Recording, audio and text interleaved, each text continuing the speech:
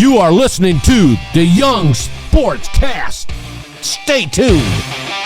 I thought the AFC West is probably the most interesting anyway, in terms of coaching changes and potential difference makers for the coming season.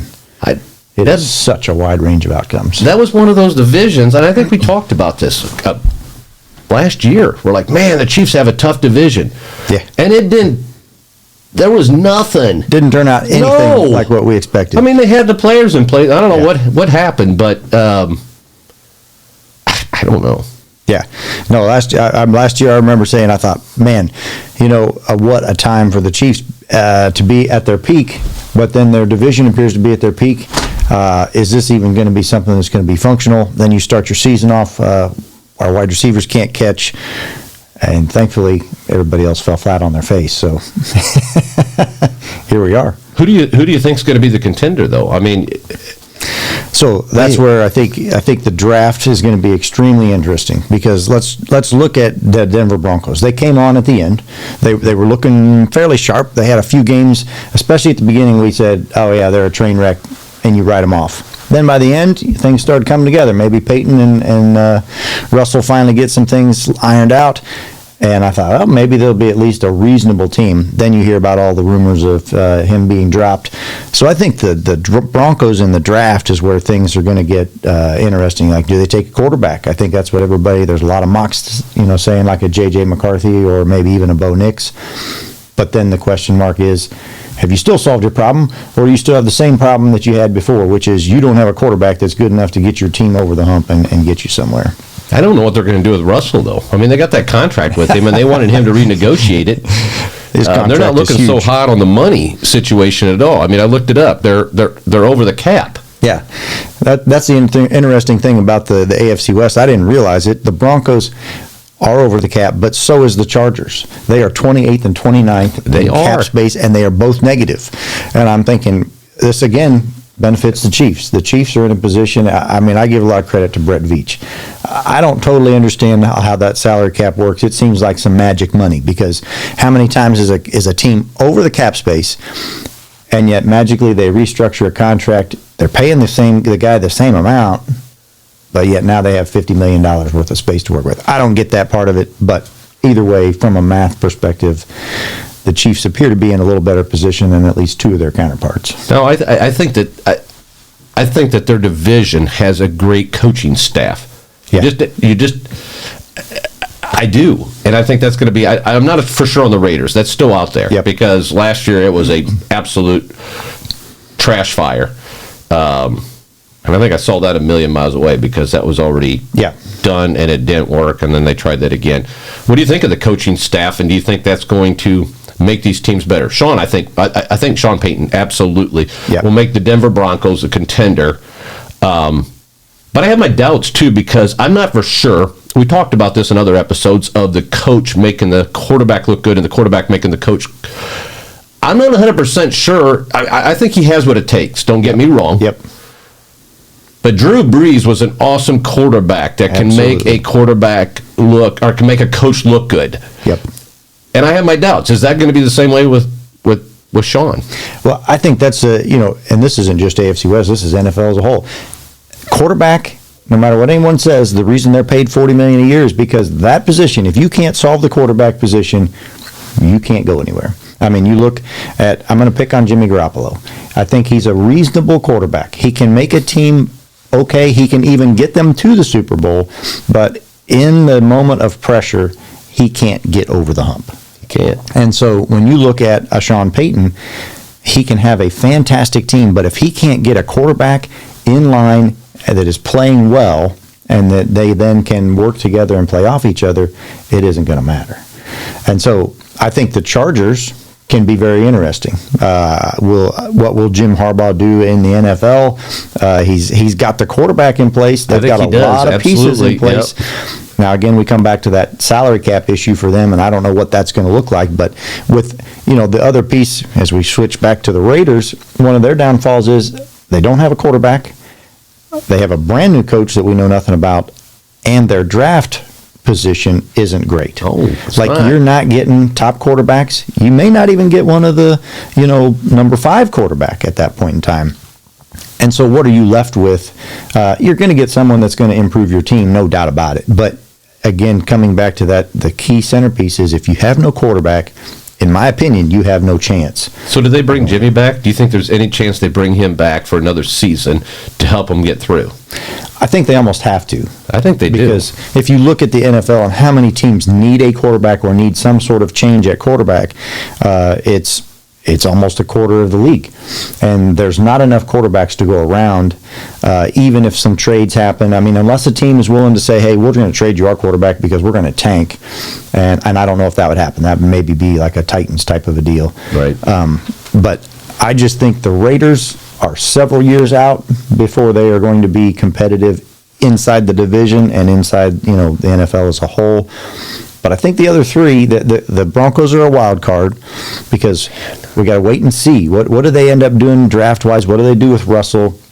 To your point, trading, Russell to the Raiders, I've heard that before, but the Broncos are going to have to eat all of that money. Oh, they're going to. Well, and then they're still picking up Jimmy's contract on the Raiders side. So if they pick up, I don't know what Jimmy's owed, but if you have Jimmy and now you have Russell, there is no doubt Denver's going to have to chew a lot of that in order for that to happen. We've seen that happen before. I don't know about draft picks. I think at this point, Denver says, you just take the contract, and we're not even worried about any draft picks because... Right. I don't think Denver gets out of Russell with his contract. I think they have to eat at least half of it. And so again, to that point, I think the Broncos are at least 2 years out before they are truly at an ultra competitive level, just because they've dug themselves such a hole. And so it could be one of those win-win situations. He moves on to the Raiders. He probably does improve the Raiders a little bit, and maybe he finds some success there.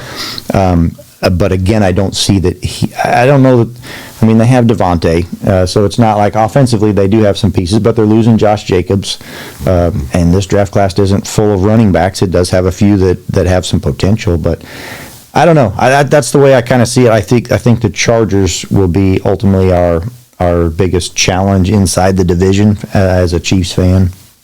Can they turn it all around in 1 year? That would seem to be a tough pill to swallow. Especially, you look at their wide receivers. They have aging wide receivers, Keenan Allen and Mike Williams. I'm thinking one of them might be on a contract year either. Maybe Mike Williams is. Either way, they're likely coming in next year with 2 young wide receivers. May take some time for them to develop a rapport with Herbert, get underneath Harbaugh's system. New coach, new staff. But outside, if I wasn't a Chiefs fan, I'd be looking at the Chargers with a lot of optimism at this point in time. They're going to lose. I don't think they're going to re-sign Eckler either. Yeah, that's what I had read. They weren't going to. I think he had some issues with injuries this last year, and just his performance and everything in general has dropped off enough. And I'm telling you, the running backs, if you look at what we're seeing as running backs getting paid, they're getting paid peanuts anymore. They don't last long, and you're better off just drafting a running back out of the draft. And like you said, there's not a lot this year, but I don't see them re-signing him. And I think ultimately, not having those top end running backs in the draft really helps out the whole concept of just picking up running backs on the cheap. Look at the Chiefs. Isaiah Pacheco, what is he, a 5th round pick? I've got to believe more teams. He's a rarity though too. That's true. He's a rarity. But a lot of times the 5th round pick may never even get that shot. To actually come in and be on the number 1 on the offense for a little bit.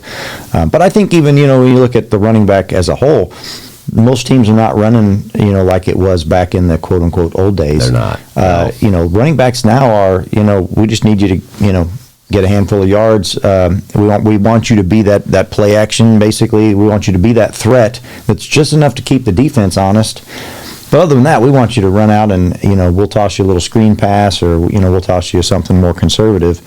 But with the NFL, as it's shifted more to being pass-centric, it is. I think it's shifted what they're looking for in running backs. You don't even need to be as big. They're still kind of an ideal size, but you can be smaller and you can still succeed. Yep, and wide receivers are being used almost as running backs. When they're doing sweeps, etc. That wide receiver. but they're cheap. I mean, the Bears got rid of Montgomery. Yep. And they picked up like 2 great running backs for the same price as one. Yep. So I think what do you think about the Chiefs? The Chiefs, and they have because you're a Chiefs fan, right? Obviously a Chiefs fan. Well, I'm glad we have some cap space to work with. Now, obviously, the big question mark is Chris Jones, and the second big question mark is L'Jarius Sneed. So we've franchise tagged L'Jarius Sneed. Hopefully, but he's looking for. He can get a trade, right? I mean, they said Correct. You can go out and seek a trade. Okay, is that smart? Ultimately, I think the Chiefs are going to wanting to play the same card that they did with Tyreek Hill. I think we're going to franchise tag this guy. Another team's going to come in and offer him the contract he really wants. I mean, it comes down to him. Does he want to win or does he want to get paid? And he could come to the Bears and get both. Win and get paid. And the Bears have money to spend, too. Oh, we have money to spend, absolutely. So I think the Chiefs ultimately, though, will come to a deal with Chris Jones. You think so? I think so. I think I don't know what that deal's going to look like. I'm hoping, right now, if you look at the top is Aaron Donald, and he's paid a little over $31 million a year. If we franchise tagged Chris Jones, that was going to be $32+ million a year. Yes. So I was glad at least we didn't go that route. That would have been stupid. But I'm hoping we can come up to, I would like to think that he wants to come back as part of the three-peat potential. Like, will we three-peat? I'm not saying that. I'm not making that prediction at this point. But if you're a player, like the opportunity to be on a team that makes history, I can't believe you wouldn't want to at least take a chance of that and still get paid $25 million a year. But when was the last time the Chiefs went after a 30-year-old to re-sign them? Well, that's true, but sometimes we've made some signings that are head scratchers. No, yeah, every team I think has at some point. You're absolutely right, but the Chiefs typically don't do that. Right. Once you reach 30, they don't re-sign you, and that's why I see it as a short-term deal.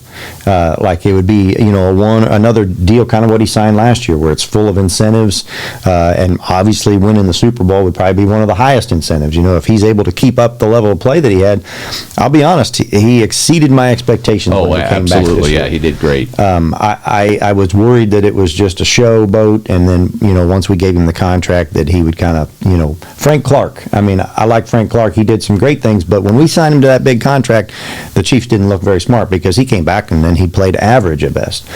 Chris Jones didn't do that. So, I mean, he ultimately deserves all the incentives that he earned. I hope we can sign again to that 1 or 2 year deal if he's willing to do that. But he may not be. He may say, hey, I'm 30 years old and I gotta sign while I can. I don't know why you would sign Chris Jones and let Snead go, though. That I don't agree with. I think, look at the age difference. Yeah. I mean, you could have Snead. You could sign him to a 4-year contract and still have him under the age of 30. Chris Jones is at. I think he's going to be more. I don't know how old is Snead. I was thinking he was 27 or 28. But okay, you're getting closer. Yeah. 2 or 3 year contract, and then, I don't see them signing Chris because of the amount of money that he's going to want. I think he's won how many Super Bowls? 3. Yep. He's won 3. He's getting 30. He's going to be after the money. We've seen that, right, where people have made the money on the front end of their career. Yep. They're like, you know what, I want to be on a Super Bowl contending team.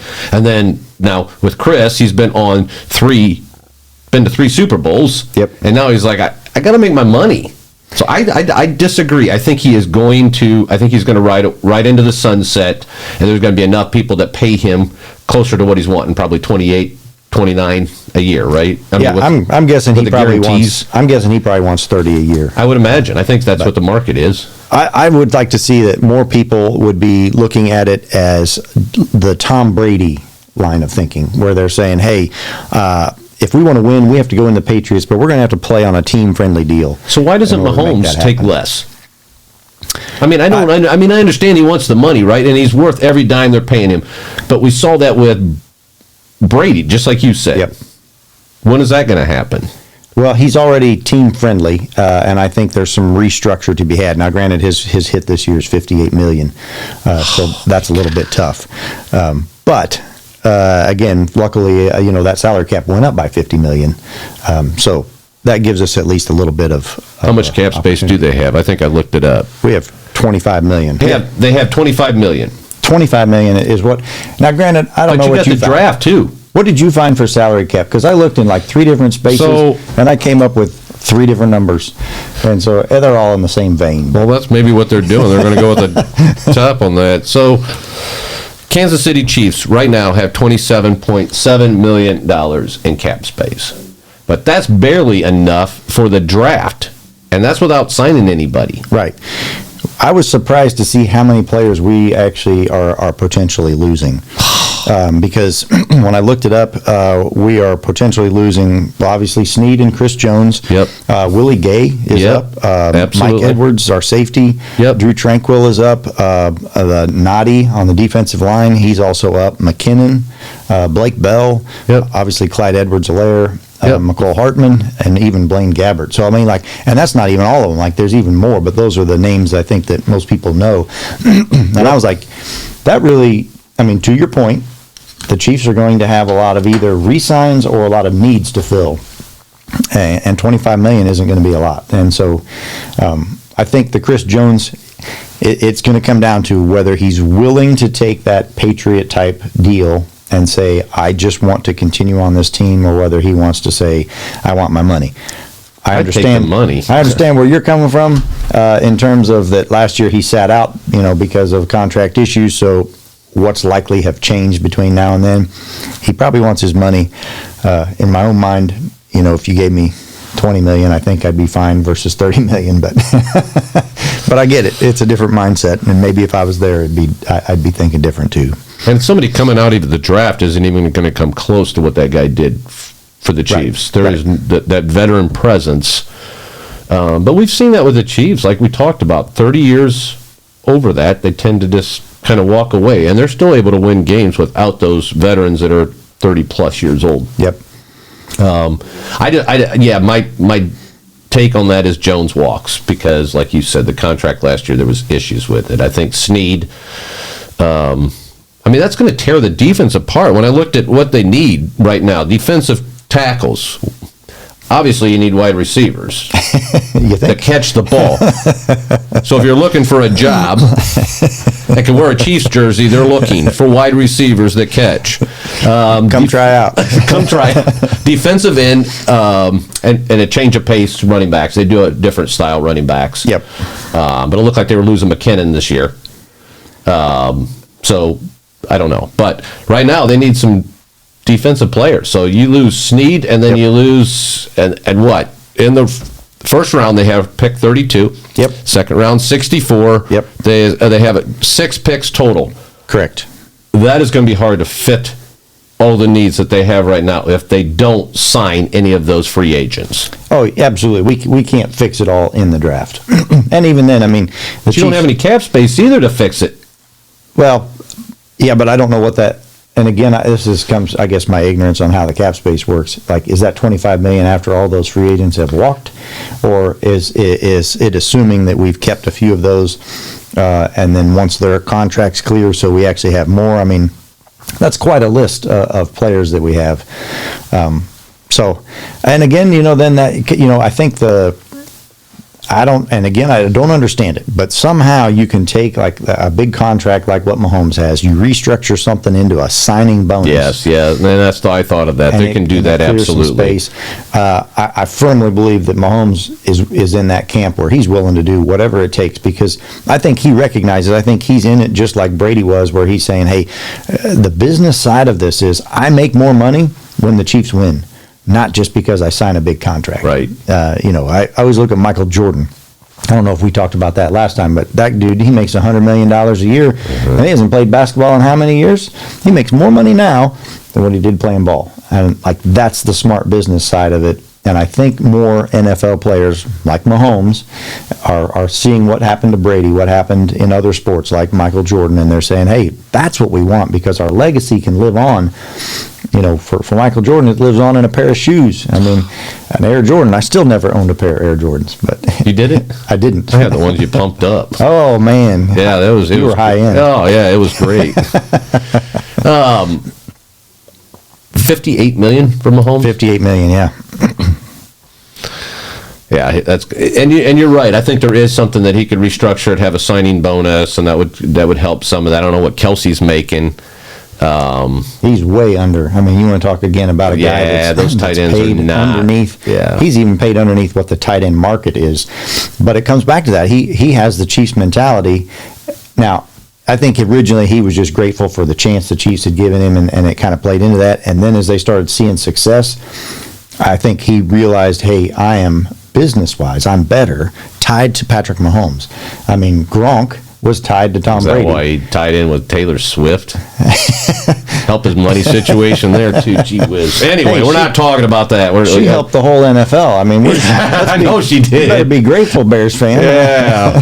She brought in $300 million to the NFL, if you want to talk about that. Maybe they could add this to the cap space so they can keep all their players. I definitely think the Chiefs deserve an extra little packet of cash, for what they've done for the NFL this season. They do have some, but I read, too, so back to the draft, they do have some compensatory picks that are going to be coming up that the NFL will give out for whatever reason. Yep. That'll be later on in the draft, so it could be more.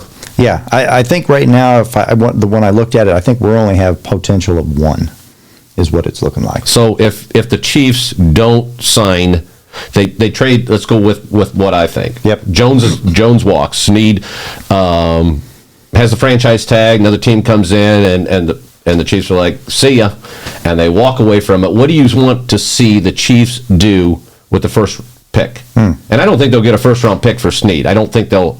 You know what? They might, but they might. I think a second round is a given. A second, I think, would be an absolute. I would like to think that they would end up with a first and then some other later pick for Snead. Do you think they would trade down even out of the first round just to get extra picks for the second? It could be. It depends what route they want to go. Obviously, we've talked about the wide receiver need. I mean that's just a given. Now, we can look at that on the free agent side, though, too, and say, you hear rumors that Mike Evans would come over, and I'm like, wow. I mean, they don't have the cap space for Mike Evans. But again, a guy, he has a Super Bowl. So I was like, he's not chasing the Super Bowl like. How old is he? Is he 30 or 31? So, I mean, he's up there. Yeah, he is, So he'd really be kind of a placeholder for a year or maybe two at the most if we just wanted a guy, kind of like what we did with Juju. You bring him in, you get some value out of him while you're trying to bring on some other ones. If you're able to do that, it might be able to save you from having to use your first-round pick on a wide receiver, and then we could work on that defense. Because to your point, if we lose, if you look at that list that I just sent out, we're linebacker, safety, linebacker, defensive line, defensive back, like the majority of what we're losing that is truly hurtful to the team is on the defensive side of the ball. It is. And so, therefore, I would think your draft has to kind of go towards that defensive side of the ball to continue to build that and build some depth out of that. On the wide receiver side, what do you do? I don't know. There's some other wide receivers. Have some people that can catch. There's some other wide receivers out there. Calvin Ridley's one. Hollywood Brown's another. Gabe Davis, although, none of those guys necessarily excite me as a fan. I think they would do fine. They're going to be just as good or probably better than what we had this year. But none of those where I'm like, yes, that would solve the. Why did they get rid of MVS too? Too expensive. He was $12 million, so we had paid him $30 million over 3 years. So, which at the time we signed him, I thought, boy, that seems like a steep price to pay. He hadn't really done that much leading into it. So when he's a $12 million hit. I think he's just a cap casualty. No other way about it. Otherwise, they probably would have kept him. Had he been on a $6 or $7 million deal, they may have kept him because he knew the system and he can catch. He's had his struggles too, but it's probably better to keep a guy that knows the system. Now, maybe Hartman comes back on a cheap deal. He obviously didn't like the Jets, and he comes back on a cheap deal. He's our punt returner, and we have him kind of as a backup wide receiver at the same time. I think the defense won though this year, right? For the most part, the defense is the part of the Chiefs that kept you in the game, and now that you're losing possibly two of the biggest components, that's going to change the entire perplexity. That says, okay, if the offense can't catch the ball like they couldn't this year, or they struggled with it, and now you take away the one component that they were able to win some of these games. It'll be so. Part of it is I do have faith in Steve Spagnuolo, like in terms of, because I remember what the defense looked like before he got there, and it's not like he came in and we cleaned house on the defensive side. I mean, you took what you had, and he was able to convert that into something that worked, and it's worked really well. And they've drafted well. There was one article, I think the way that Brett Veach worded it was, there's razor thin margins for the Chiefs in the draft, meaning we have to hit on each one of those picks. We don't have the luxury of making a pick and him just not turning out. Like, we need him to turn out to be exactly the value that we drafted him at or better. And that's where, L'Jarius Sneed is a prime example of that. I think he was a 4th-round pick. Travis Kelce's the same way. What was he? I think he might have been a 5th. He was down there. I mean, high expectations were not for them to be the superstars that they are today. Can the Chiefs continue to do that? With the coaching staff they have in place, I believe they can. I don't believe we've lost any of the cogs that are making those decisions. But the defense will look different. Granted, the good news is we still have leaders out there. I believe in George Karlaftis. He's been fantastic. If we were able to draft another defensive lineman, would that help George to be that much better, and would he be the new Chris Jones on the line? We have, Nick Bolton already leading the linebacking core, and they've been phenomenal. So I don't know if we get to bring back Tranquil or Willie Gay, but, again, if we picked up a young linebacker, can we continue to kind of build off of what we have with Nick Bolton? Another fantastic draft pick. You have Reed back at safety, and then you have Trent McDuffie at cornerback. Can you bring another, at least when we bring a new guy in, I have confidence that we have other players that can lead them at those Steve's positions. Done a great job, though, regardless of what's been given to him. It doesn't seem like it phases him at all on how well the defense plays. Right. Make adjustments and you run. And so I think our defense will do exactly that. It'll adjust. It's going to look a little different next year, assuming that we don't have Sneed or Jones, or in a worst case, both.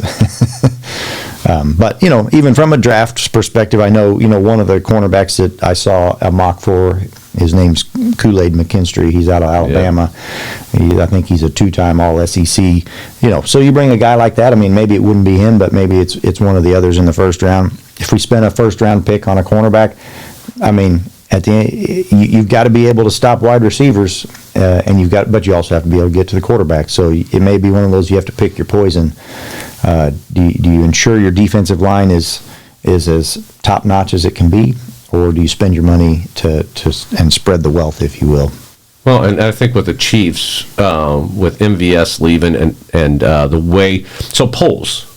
Yeah. Bears fan, came from the Chiefs, and he has the same mentality. We have holes to fill, so we're going to sign 1-year contracts. And I've seen that with the Chiefs. They'll pick up a wide receiver for a 1-year contract, cheap contract, get him out on the field. They hope that they can catch 6 balls that year. Yep. But that's what they do, and then they build through the draft, and that's where Poles learned it from, was the Chiefs, and the Chiefs are consistently great at doing that. Yep. So I think they'll be. I think they'll be fine. I don't know. I think the Chargers are going to be, like you said, I think they're going to be it. But here's the thing, too, Denver. Let's go back to that again. I think Denver is going to be in a better position because they're going to get a rookie contract with their quarterback, even though they're paying Russell. I don't know. I'm just saying with the defense, if the Chiefs don't do something, I see both the Denver and Chargers having awesome offenses that are going to be hard to stop. Yeah. If the Chiefs don't do something with those holes, there's going to be holes in that defense. Yeah. And if the Chiefs do, let's flip the script a little bit and say, okay, our defense takes a step back. Then at that point, Veach has to recognize the offense has to take a step forward, because how did we win 2-3 years ago? Well, we won because we had Tyreek Hill and Travis Kelce just creating chaos all over the field. And the defense didn't have to be on the field all the time. So this year our offense has been a lot more conservative. We don't score as many points. Well, but you can win because your defense is Can I bring up Matt Nagy? Sure. We still have him. Yep. Yeah, I guess we'll see where that one goes. Obviously, they didn't bring back Eric Bieniemy, which I was kind of curious how that would play out. Well, him and Mahomes didn't get along either, right? Is that accurate, or was that just one of those media vibes, clickbait type thing? I never can figure out what the real story is there. I mean, because they obviously are holding a very public front in terms of he's a great coach and the players love him, but there's got to be something wrong. I don't know what it is, but you cannot tell me that this guy got fired after 1 year, which I don't believe he probably got fired because of anything he did. That was just because they're starting all over. Yeah. So in a little bit, it's unfortunate that he was stuck in that situation where you're basically got your chance and then you're going to lose it, and it really wasn't a solid chance. But then the organization that let you go, we didn't bring you back. Now, maybe that's because he didn't want to come back in whatever capacity we were offering him. I don't know. Maybe we said Nagy's going to be the coordinator. You can come back for something different. I don't really understand. There's just something there that strikes me as somebody's not being honest. No, you're right. But they're doing a good job of being nice to the media, not bashing each other and doing that. Not making a bunch of drama out of it, but I just, the way that it's all played out, I feel like there is something there. Where there's smoke, there's fire, and I see smoke. Yeah. So how do you see the division ending at the end of the season? You see who's at the bottom? Let's start at the bottom. Who's at the bottom? I'm going to go Raiders at the bottom. Raiders at the bottom. I think they have the most holes to fill. Okay. Even though they have the most money to spend, but their organization has not shown in the past that they know how to spend money. They throw money around trying to buy players, but not doing it in a way just like we talked about with the Chiefs and with the Bears. They're not building for the future. Like, if you want to go to the Rams style and you'd want to buy yourself a Super Bowl, the Raiders probably can do that, but they haven't been able to pull all those pieces together, and especially from a coaching point of view standpoint, it's never been there. Well, Raiders, like a lot of teams, are we're not doing a complete rebuild, we're doing a partial rebuild, and whoops, no, we're not. Okay, now we want to win. Now we think we can win. They're all over the place. So, so you think the Raiders are at the bottom? I think the Raiders are at the bottom. Okay, and then after that, coming up one? I'm going to go with Denver. I think, they'll be solid on defense. I think their offense is probably going to struggle out of the gate, assuming a new quarterback. Even if you bring Russell back, they have to find a way to take another step forward, and I'm not sure if they're quite there yet. They're not going to bring. I watched an interview with Sean, and he tiptoed around the two. They're not bringing Russell back, so I don't know what they're going to do with him. If they bring a rookie in, even if they're paying Russell, they're not. I mean, they're basically even out. We have a rookie playing at Russell's contract, basically. Russell's going to sit on the bench, going to want to trade. We're not going to let him trade till he agrees to do his contract, and then at that point, then we'll let you play Russell wherever you want to go, and they'll play the game like everybody else does. So you think that and then after that is going to be the Chiefs, because they're not going to win the division, right? I'm going to go Chargers, because I think first year has learning curve, and so Jim Harbaugh's coming in. He's got a new system. He's got to get to know his players. The players have to get to know him. I'm going to still say they come in second just because of the learning factor. The Chiefs, I think, still have the framework there of what it takes to be number one in the AFC West, for sure. Ultimately, we'll see if they can be number one in the AFC. But I still think in the division, the Chiefs come out on top in 2024.